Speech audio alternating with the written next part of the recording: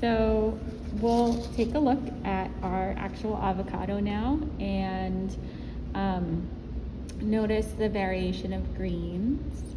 So we have a really nice blue-green on the outer rim, and then it gradiates into this bright yellow green, or green yellow even. And then our pit, kind of like the shape of the pit is like a teardrop, just like the shape of the whole avocado. And we don't want to forget the skin of it around the outer edge. So we're gonna paint this avocado face on, similarly to how we did our strawberries. And we're going to practice it in two different ways. So I want to, again, give you the choice and the tools to be able to choose if you want to paint something or use techniques that are a little bit, like have a kind of a cleaner, translate into like a more clean aesthetic, or one that's kind of a little bit looser and experimental.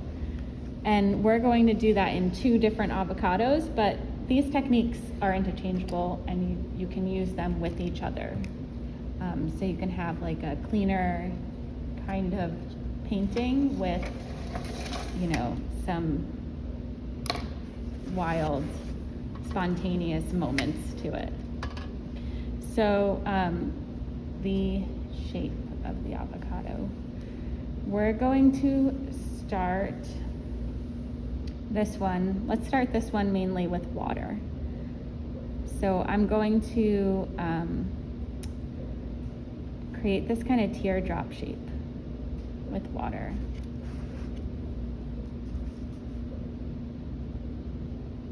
Just looking at my avocado,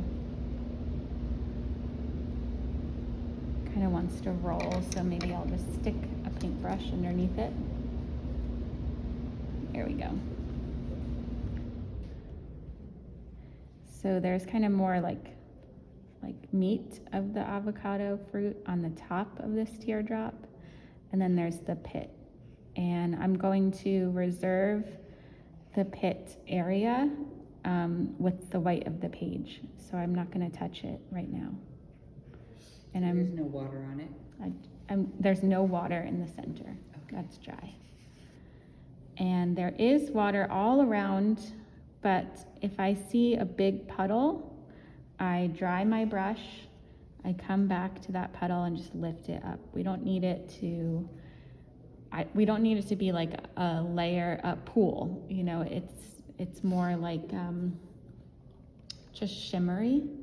If you tilt your head to the side, you see your paper shimmers where it's wet. Okay.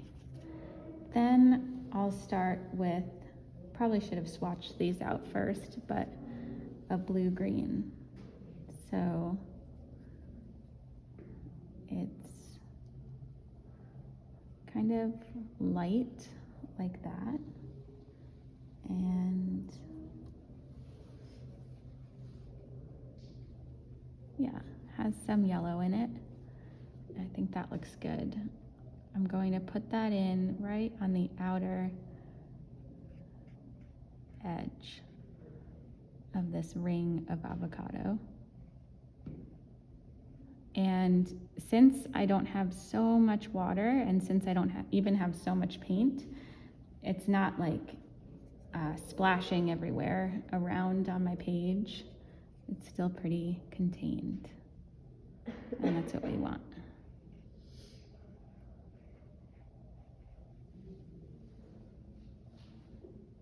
Okay. Then I'll move inward and we get a little more yellow, green.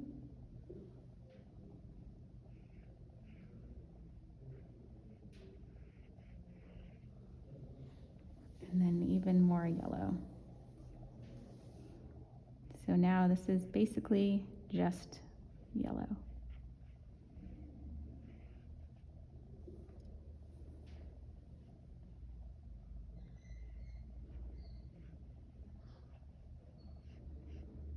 And this is where you can blend and kind of play with like the ratio of how much yellow green and how much blue green. So this is like all about just being kind of delicate and soft. You don't see any like brush strokes. It's all blending together.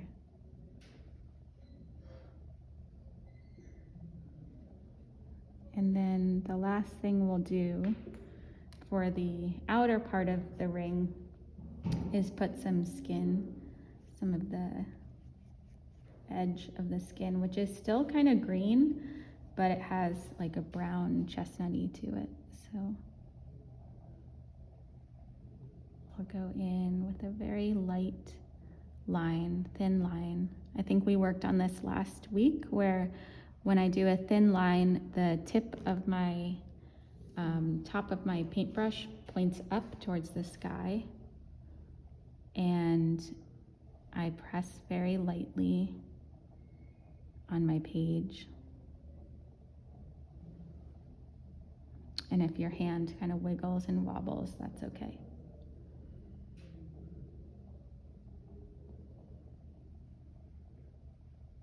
So you can't see too much of that skin layer, and it kind of fades in and out too as you go around. Does that part make sense to everyone? Okay. Can I do the pit now, or Sure. should we? Okay. Okay. I have a question, Yeah. like, how would you make your decision about where to start and how to go about it? Yeah, so I typically like to start with water. I almost always paint with water first, because it helps me get the shape down. And so even if your water is kind of like this, like not quite clear, that's good too, because then you can see it a little bit more on the paper.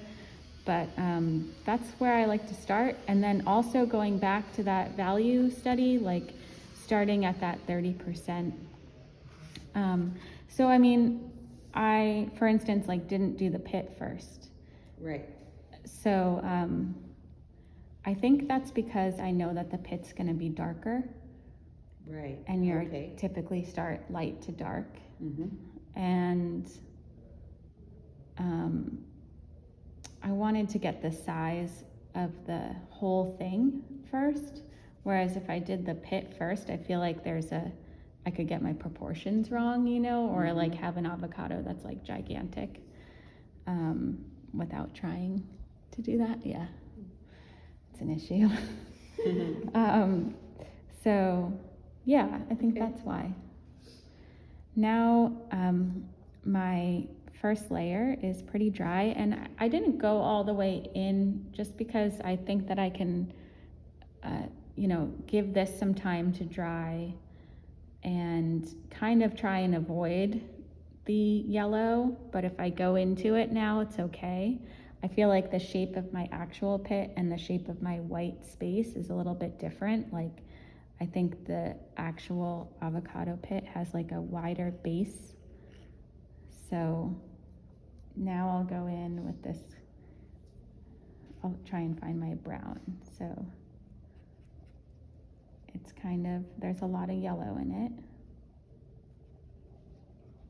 And this is just, I'm like thinking out loud as I'm seeing this, that there's a lot of yellow in this brown, and that's something over time you'll start to like attach onto. And it took a long time for me to realize and start to like pick out the colors in things of how you would mix to get to that color.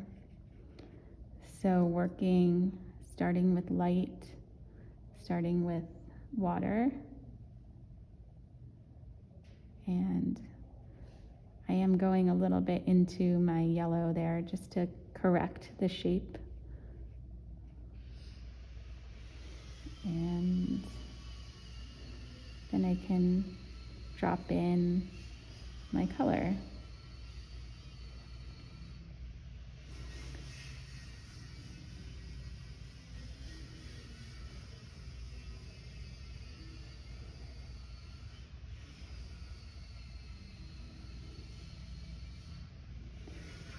So I feel like when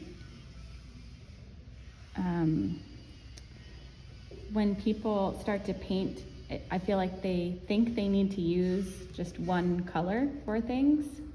Like this pit, I really pulled out the yellow and the highlight, and then this darker, kind of like darker chestnutty brown for the shadow. Like you can kind of play things up a little bit. Like even here, this blue of the avocado, that's really blue, maybe even too blue, and I go over it again with a glaze of green.